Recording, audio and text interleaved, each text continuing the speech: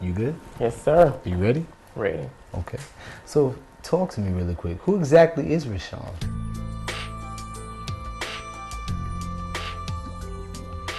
I had to go through what I had to go through to make me who I am now. I finally have something of my own. With fashion, it's so much more. To me, that's androgynous. That explains who I am. I see this interview just really inspiring someone. So that's RISHAWN. That's his life. Ladies and gentlemen, RISHAWN. What's going on, man? Pretty good. How's it going? I'm excellent. How you? You Great. right? You having a good time? Yes, sir. All right. So talk to me really quick. Who exactly is RISHAWN? RISHAWN is this very determined young man that has goals, dreams, aspirations, that is, just doing what everyone else is doing. Just out here, just fighting to get to the top. And what exactly is the top for you? The top where I see myself is, of course, being this well-renowned person in the fashion industry that's well looked out at. That's my ultimate goal. So why are we here tonight? We're here tonight to tell my story, my journey, in where I was at one point and where I'm at today. Okay. In the past, I've always been this person that's been determined in what I do. Outside of this fashion guru that people may see, I'm a professional. I work in higher education as well. Okay. So I have students that all the time that come to me and just be like, I just love what you have on today, Mr. Felton. Like, where did you get that from? I have friends that, are in the industry as well that make a lot of my pieces that I wear. Okay. So, So in regards to fashion and your friends, some of your fashion friends, do you mind talking about them or? Yes. Two of my friends, I will say, two of my best friends that are in the industry as well, I will say are an inspiration to me. Okay. One of my best friends, who is also a designer, I will say, he has really groomed me into being this up-and-coming fashion stylist of the world. He's taught me a lot. Amazing person, amazing friend. Can't get any better than that. Who is it? Of course, his name is Xavier Crockett. Okay. And don't forget to check out Furla Trail, ladies and gentlemen. Hey, your second one, my second friend, best friend, he's also a stylist as well. Actually styled me today. So what I have on is all his vision. Okay. And his name is Chin Lennon.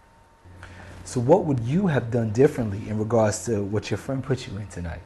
I don't think I would have done anything differently. We're so intertwined. We think somewhat the same. Okay. So nothing differently. So you're 100% approve of it? 100% approve. Okay.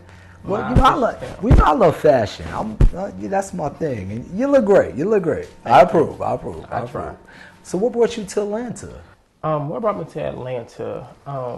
I would say growing up in a small town in Florida called Fort Pierce, it's home. It's my roots, it's my stomping ground. Growing up, you would always hear of different people fighting, shootings. Granted, I didn't grow up in a bad neighborhood in Fort Pierce, Florida, but the overall city itself, it wasn't much for us to do as young people. Okay. So I always wanted to be in the big city, no matter what city it was. And of course, Atlanta being what it is, it's the black mecca of the world. It's Black Hollywood. So being here and being a part of the movement and what's going on in Atlanta, rather if it's fashion, entertainment, you name it, we as African Americans, we're making that name here. Gotcha. So that's what brought me to Atlanta. Gotcha. But what was life like in Fort Worth? Fort Pierce. Fort Worth Pierce. What was that like? Fort Pierce. Fort Pierce. What was that life like? Wow. The good thing about it, I came from an amazing family. Okay. Growing up for me was, we went to church. That's what we knew. Church, go to church, whether it's Monday, Tuesday, Wednesday, Thursday, or Friday, and sometimes maybe on a Saturday. So church, that was the root. That was the glue that made me. So that's what I would say, honestly, growing up in Fort Pierce was, that was our foundation. That's what we had to know.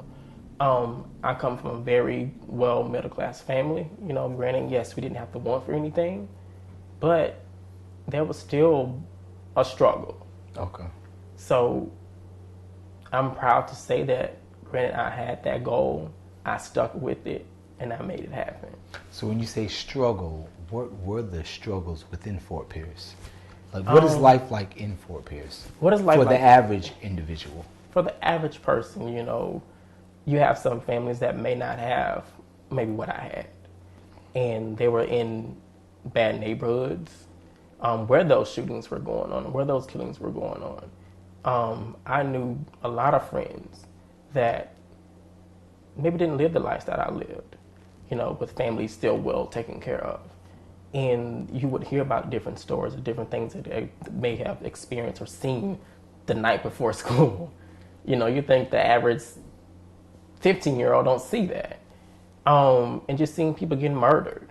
So just growing up in the average life in Fort Pierce, the average family, it was tough, especially when the recession hit.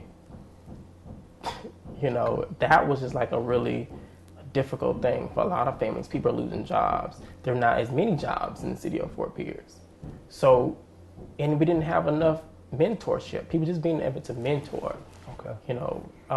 In what we had, the thing about it, we made it work. Okay. And I'm proud from where I come from. Okay. So fast forward, you move from Fort Pierce here to Atlanta. It's 2015/16. What has life been like here within Atlanta 2015? Wow. 2015, I moved here in the summer of 14. So things were, with my career, just life as a whole, was starting to come together. Okay. And really what I wanted to do, really just learning different things in my career. And for a while, like I said, again, towards the end of 14, everything was what we call gravy. It was good. Just going somewhere. Okay. In 2015, of course, rolls around. It's a new year. Things seem to be still going pretty good. Exactly a year from today, actually. Really? I lost my job. That's when life just seemed to start to hit.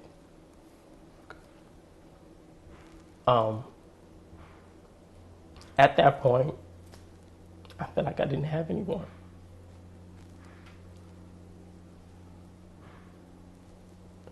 Life at that time,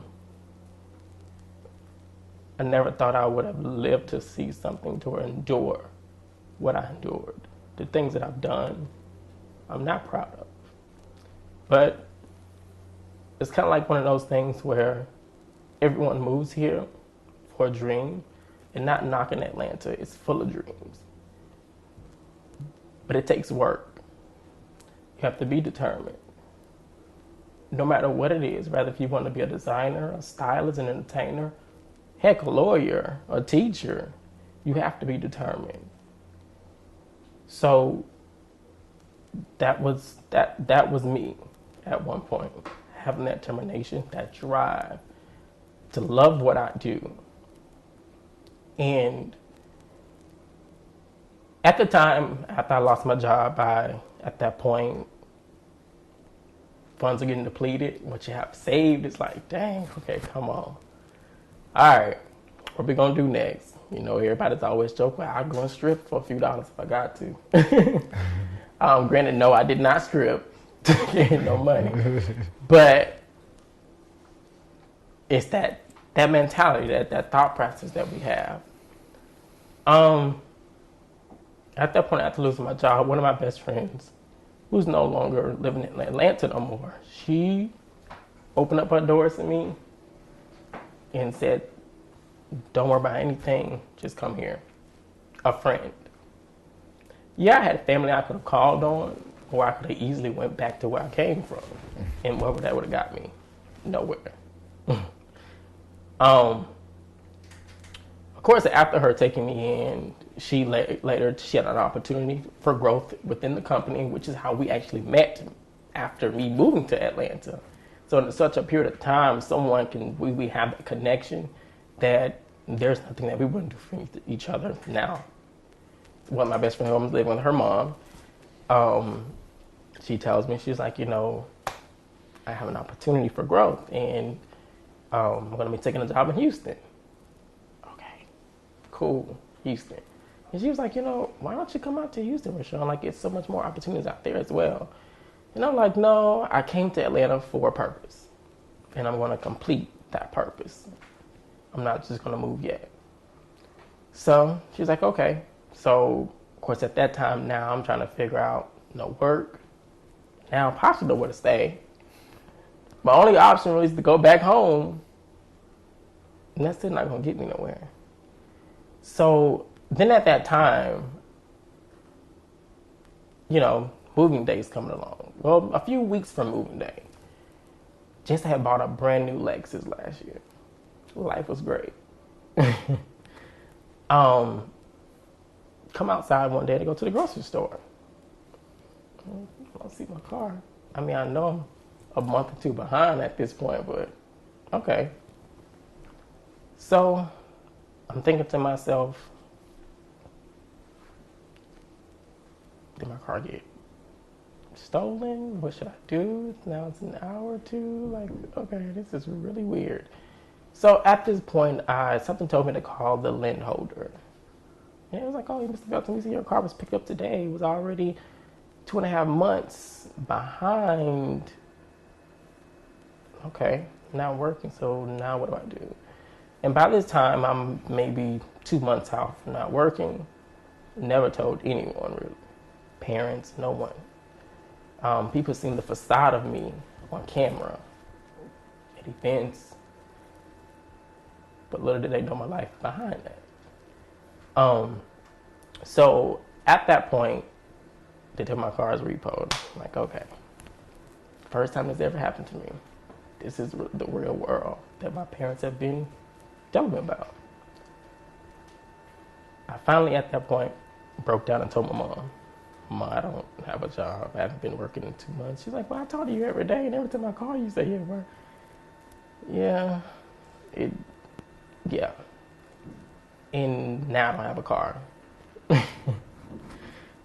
Of course, my mom, being who she is, first thing she said, well, baby, if you want to come back home, you're always welcome to come back home. And you can always try it again. So I'm like, okay. I know deep down inside I don't want to do that. So I was like, no, Ma, I'll figure it out. I always have a way of figuring everything out. So she then would always call me.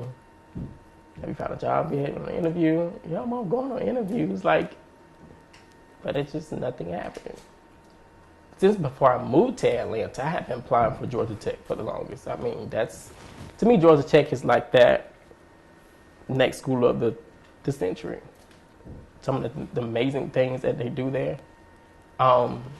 Even growing up, one of my dreams was always to go to Georgia Tech. But I didn't, of course. Then at that point, I could say she would always try to get me to come back. And I'm like, no, not doing it. It's like, Mom, I moved here to really break out into my career, to live me. And she would always say, okay. At a certain point at this time, of course, Ebony gets the official moving date. It's like a week off. I'm like, okay. All right. Come on, RISHAWN. You got to figure something out. You're good at this. You got to make something happen. Nothing happened. The beginning of August, I got the call. Georgia Tech. They're looking to hire me, really? So, got the call at Georgia Tech, went in for the interview. The people love me. So I'm like, okay, all right, this is looking good. Car payment is coming up in like another week. I got to figure something out.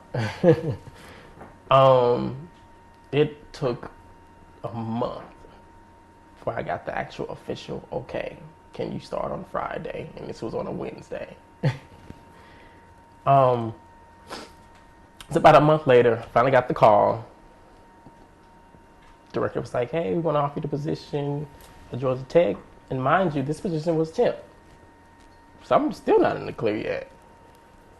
And it was only an assignment for maybe a month. I'm like, okay, well, RISHAWN, this is where you got to go in, show your stuff, make it work. This is your opportunity. This is what you wanted. So,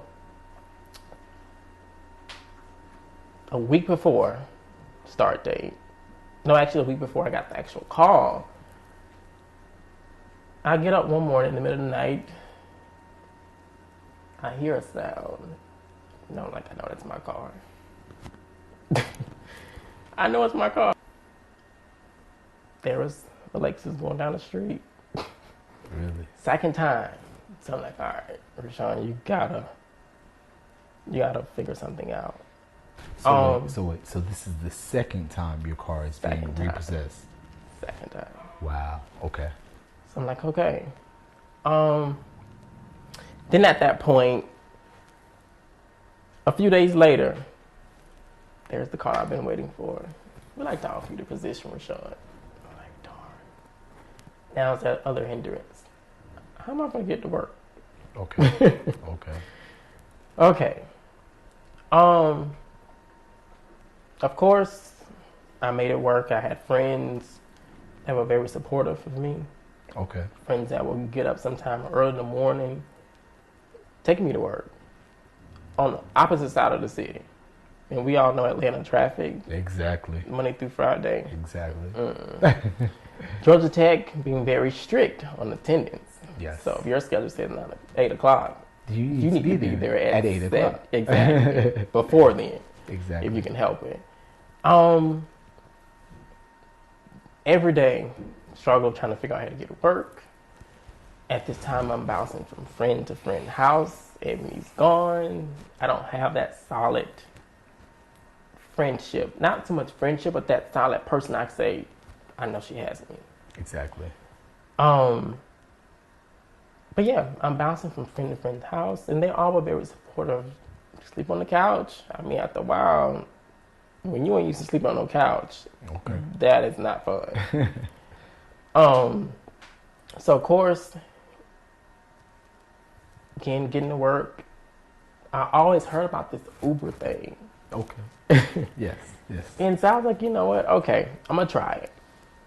So at this point, using Uber. After about maybe a few weeks working, it was a struggle getting to work every day. Okay. And one day, it was on a Friday, I'll never forget. I didn't go. It's just everything at that point I was broke, depleted. Everything was gone. And I didn't go. So my director called. By this time it's noontime. She was, RISHAWN, is everything okay? You haven't called? I really just started explaining to her what was going on. And she's like, well, can you get here in like an hour? And I'm like, yeah, but from where I stay at right now, by the time I get there, it's gonna be, I'm gonna probably be there 30 minutes. So, and she just was like, okay, don't worry about it, I got it. I'm like, okay, this is Georgia Tech, lady, you don't have to hold my job. Like, okay, at this point, I don't care. And she was like, okay, well, I'll call you back. So later she called me back and she tells me, she's like, can you get here on Monday? I'm gonna work with your schedule. What's the latest you can get here that can help you out as well? Told her the time. She's like, all right, I'll see you at Monday at 9. So she's working with me, and I'm like, you know what? Out of the thousands of people that's probably applying to work here, she's holding this job for me. Why? Okay.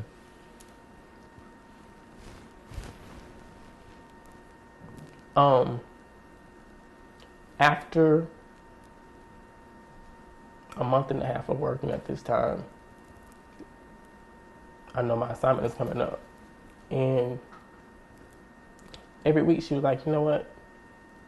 One day she came to me and she said, don't worry about nothing. Your assignment has been extended like another 2 months. Really? Okay. I'm not sure if anything is going to open up permanently, but at least that our whole things until another 2 months. Exactly. For another Cool. 2 months. Exactly. So at this time, I'm calling the lender, like, okay, I need to get my car back. And again, bouncing from house to house. There would be weeks I would get paid, and I'm like, you know what? I'm just gonna blow my whole check and give me a hotel room for a week. I need a bed of my own to lay down. Exactly. To lay down. And it's like, okay, a week is going by. I'm like, I gotta wait another week to get paid. So, and then I'm like, okay, the people are telling me how much to get my car out. Now I spend all this money on a hotel. I mean, my hotel is downtown. I'm gonna have to just walk to work at this point to get that car. So, as time went on,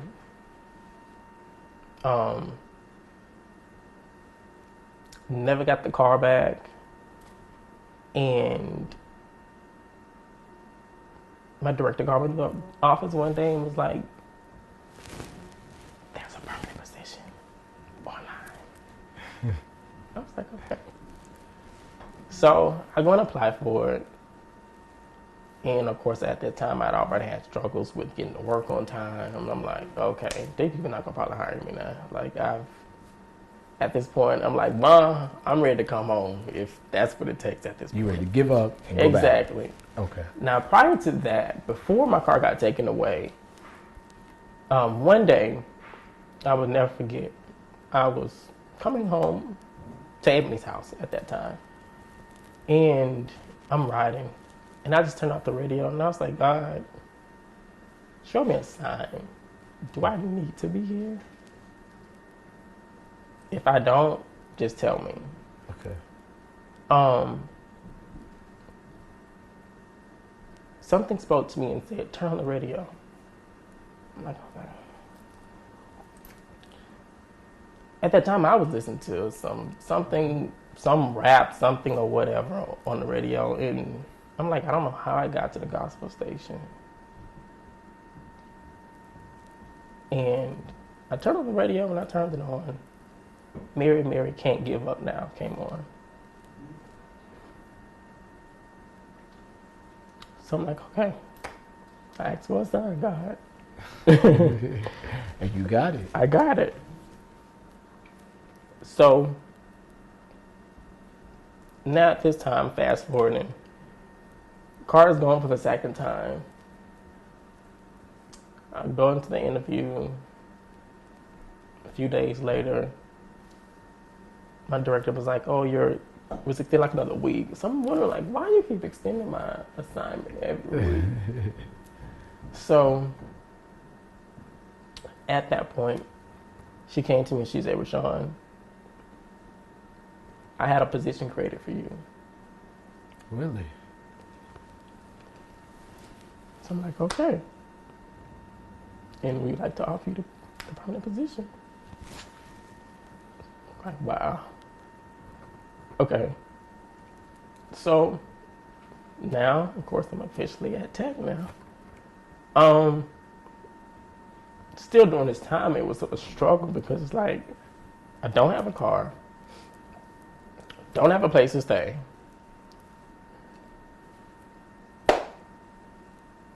So what do I do? What do I do? What do I do at this point? So at that time, of course, again, I'm still in the same situation, going from friend to friend house, meeting people, sometimes doing things that you don't want to do to have a place to lay your head. And people would tell me, even now, like, well, RISHAWN, why did you stay? It was my journey. I could have called you all day. But if it was meant for me to go through it, no matter where I run, I'm going to go through it. I came here for a purpose, so I'm going to make it work here. Then after then,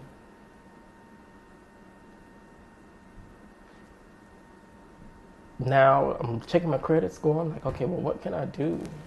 In regards to your car. In regards to anything, because especially now at this point, you got to get an apartment. You got a stable job, so you're good. Okay.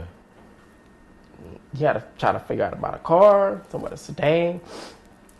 And looking at your credit right now with this repo, I'm in repo twice. Credit card bills, not looking good. It's exactly. Not, like, what are you going to good. do? So what are you going to do? So as I was saying, I'm applying for apartments. Of course, I'm being denied.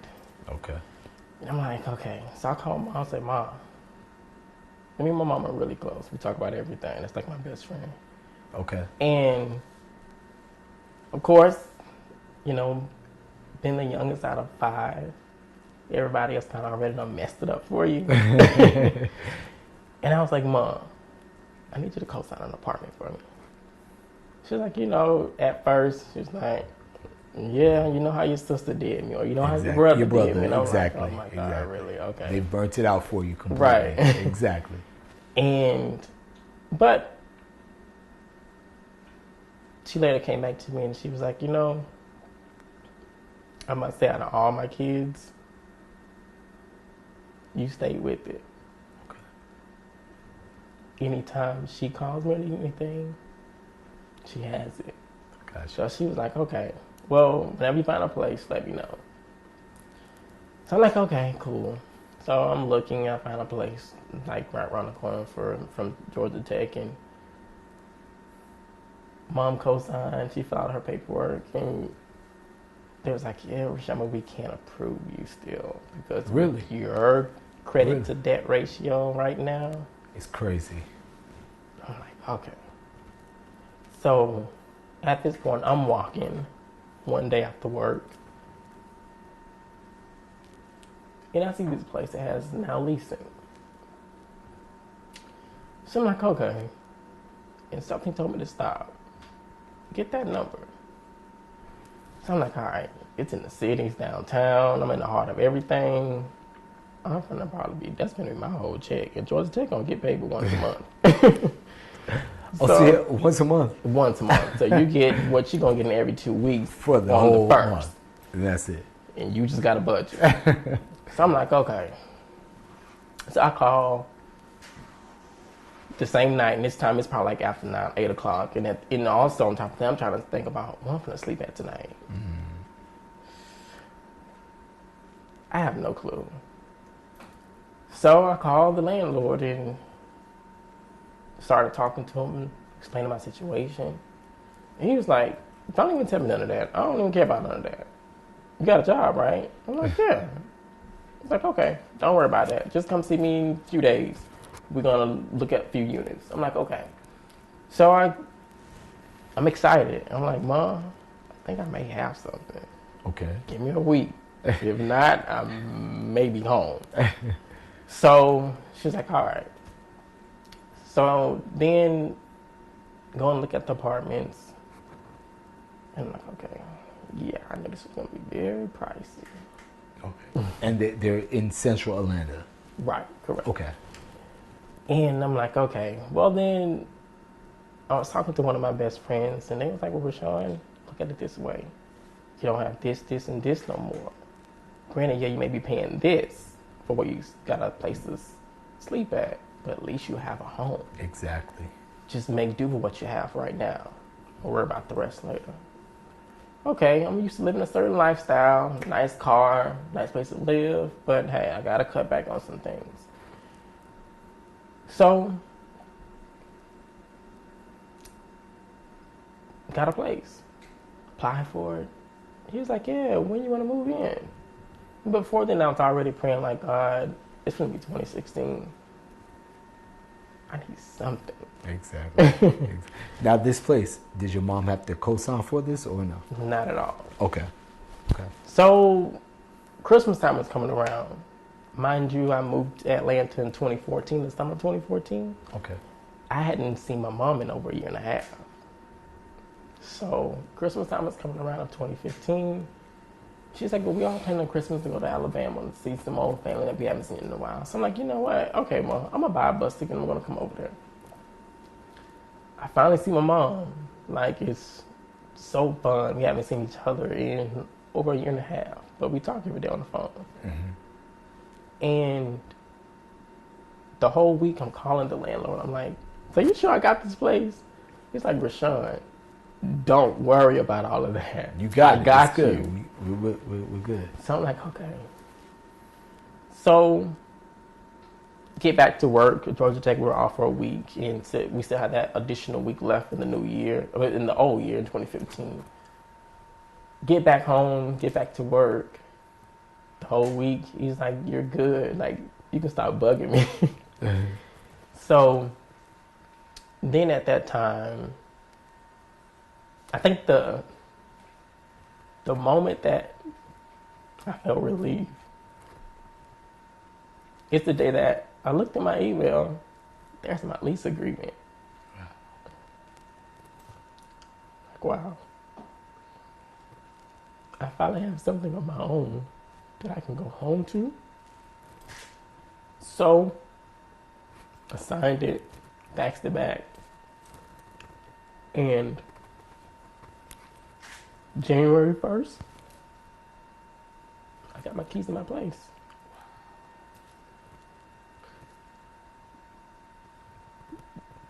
At that point, things are seeming better. Okay. The sun is shining now. Opportunities for me was opening up.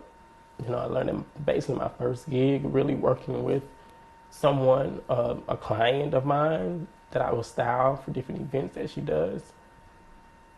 I'm like, wow. I had to go through what I had to go through to make me who I am now. Okay. I did at one point find myself taking things for granted, taking life for granted because everything was still going smoothly for me at one point.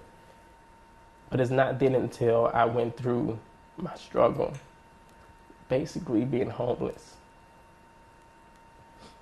It's when I found who RISHAWN is and what he loves and being able to live his life for him, not for what no one else thinks. So my thing is, anyone that has anything they want to do, whether if it's become a teacher, a lawyer, the next president of the United States, as long as you're determined,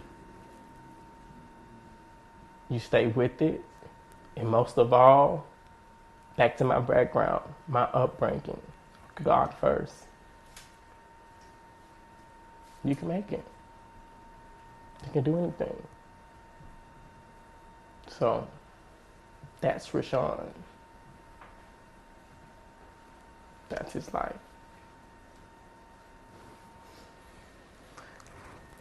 Seems very, very deep for you and us and the viewers watching.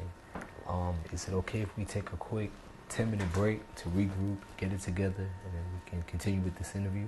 Yes. That's cool. And we're back. As you can tell, we had to take a quick intermission for RISHAWN. The last scene was a little emotional for him and us, as we all seen. We're going to take a quick break, but when we return, we're going to talk to RISHAWN and figure out and talk about how he took the edge out of his past and applied it to his fashion. So with all that you have been through and your edgy past, how has that influenced your fashion within today? So I wouldn't say edgy. I would say androgynous. Androgynous is to me, my perspective on it is being able to be, yes, different, but granted, you know, something that a woman may wear, I can wear it too. It's how you style it. Okay. I don't think fashion should be just gender related.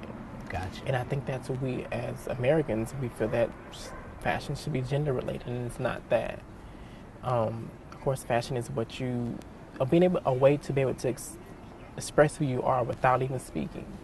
So if I walk into a room, I mean, you could just look at me and just say, wow, this person is very fashionable. He knows what he's doing. Okay. So you're basically saying fashion is a seamless culture. yes. Is that correct? Yes. Gotcha. Yes. Gotcha. So you're basically saying men can wear women clothing, women can wear men clothing, just wherever, as long as you're Right. confident Exactly. and it's within a fashionable Exactly. standpoint. Exactly. That makes Now, I'm sense? not telling a man to go wear a gown, of course. But I mean, if you wear a Chanel top, Okay. I mean, I feel that a man can pull it off too. It's how he style it, though. Okay. But a lot of people can't pull that look off. You know what I mean? A lot of people, in regards to their celebrity, their body type, etc. Do you agree to that, or do you disagree, or what's your opinion on that? That is true, and that's when it comes into someone like me, my job as a stylist. I mean, as a stylist, that's what you are supposed to learn Okay. to do. You know, Okay. everyone's body type is different. You know, so that's how it all So comes give into play. me an example really quick. Who's your favorite artist? My favorite artist, I would say right now, who I love, I would say someone as far as who can sing, and that is Whatever, no shame. just your favorite artist. Someone that's out in the industry right now that can sing, that I love, because I love music, is, I would say, Tamar Braxton. I love her. So take Tamar. How would you give her an androgynous look? How would you give her your RISHAWN spin on her fashion, her style, her everything? How would you tweak her? So yeah, so for Tamar, I would put her a nice blazer with a cape like attached to it. Okay. Something that's still kind of being able to show her curves, as a lot of people probably know her as from her sister Toni. But yeah, it was something still more flowing on the side. Okay. A nice pantsuit to kind of just show her height. Okay. So yeah, so that's. So when it comes to your style in particular, are you more so drawn to pants? You know what I mean? Like pants for women, leather for women, or can you still create that androgynous style for a woman within a gown? Can you still bring that to life, or is that? I believe so, because I love pants, suits, anything with pants, I love. Okay. To me, that's what's kind of keeping that still masculine feel. Okay. Yes. Keeping Makes that, sense. the pants rather than versus always a dress. Okay. So with that being said, yes, I would always say keeping a nice pantsuit, something, whether if it's a jumper or what have you, but just kind of being able to still kind of show the Silhouette body type, shape. the silhouette of the Exactly. shape of that person. Okay. And for men, are you a fan of the kilt movement in regards to this? You know how men are doing the Irish, Scottish skirts, Yes. etc. Are you a fan of I'm that? a very big fan of it. Okay. Because of course that's when you're stepping into the being androgynous. Exactly. You know, not so much keeping it where a man can't wear a skirt. Okay. You know, but a man can wear a skirt. Yes. Because in certain cultures they do. Yeah. So what's wrong with that? So, we're here and we're based out of Atlanta. And, with that being said and the androgynous envelope being pushed, two residents within here are Derek J. and Lawrence. Do you feel they fit the mold of what your vision is fashionably? Do you feel Derek J. hits the mark or Lawrence hits the mark in regards to fashion, androgynism, etc.? I feel that they are doing a good job at doing it. Okay. But I'm a believer in it's always room for improvement. Okay. There's never ending. Okay. So what do you think of Lawrence's look, for example? Is there anything you tweak, twerk, mix, mingle, switch up, anything at all? One thing I do like about Lawrence, I will say that he does seem to find, or his stylists seem to find pieces that are really fitting to him. Okay. That classic look. Yeah. And I love that. A nice, maybe wide-legged pant with a nice flory top, with a nice blazer, fitted blazer, of course, fitted over him. Okay. That's one thing I say about Lawrence. One thing about Derek J, I will say that I love the fact, and I've just seen recent pictures of him, how he can be very masculine in one photo, and then in the next photo he can be very androgynous. And I'm like, okay, you know, is that the same person? Okay. And I love that. I love being able to just be able to cross over. One day I may walk outside, I want to be very laid back, joggers, a nice bomber jacket, cap. And the next day I might want to be in a nice wide-legged pant, fitted blazer, Okay. and pooch. Moving forward, where do you see yourself and your brand 10 years from now? I see 10 years from now, I see my brand in some motion major picture films. Okay. Doing costume designing, also designing for celebrities around the world, just not just in the States, but just globally. Sitting in rooms with some of the top designers, people I look up to, the creative directors of, you know, Givenchy, Chanel, Alexander McQueen, and just kind of share my ideas and how to improve fashion, Gotcha. and take fashion to the next level. And then, of course, that's an industry that's forever growing. So that's why I see myself in the next 10 years from now. Okay. Playing off of what you just said, you said it's a forever growing field. Do you have any advice for people who want to break into this industry? Do you have any advice for them?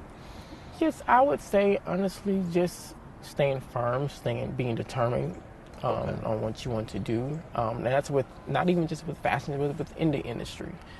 Being determined, staying on it, you know, never giving up. Because with anything, it's easy to give up, but Definitely. it's hard to continue. Exactly. So I would say most of all, just keeping God first, because He is the foundation. He's the glue. He's the one that keeps you. He's the one that keeps you whole. Because of course, without Him, anything is impossible. And just being determined. I mean, if you have a goal or a dream that you want to accomplish, you can do anything. The Bible says you have not because you ask not. I'm with you. You know, so I mean, hey. I wish you all that. I wish you all that. Well, I want to thank you so much for hanging out with me problem. and Of sharing your course. story with the people. And for the viewers watching, where can they keep up with you on social media and everything you have going on all your platforms? Well, everyone can follow me at I am RISHAWN on Instagram and Twitter, really all major social media platforms. That's me, I am RISHAWN. Keep up. I want to thank you for taking the time to share your story with me and bearing your soul to the world. Congratulations, and I look forward to all your future endeavors moving forward. Thank you. You're welcome. Thank you so much. All right.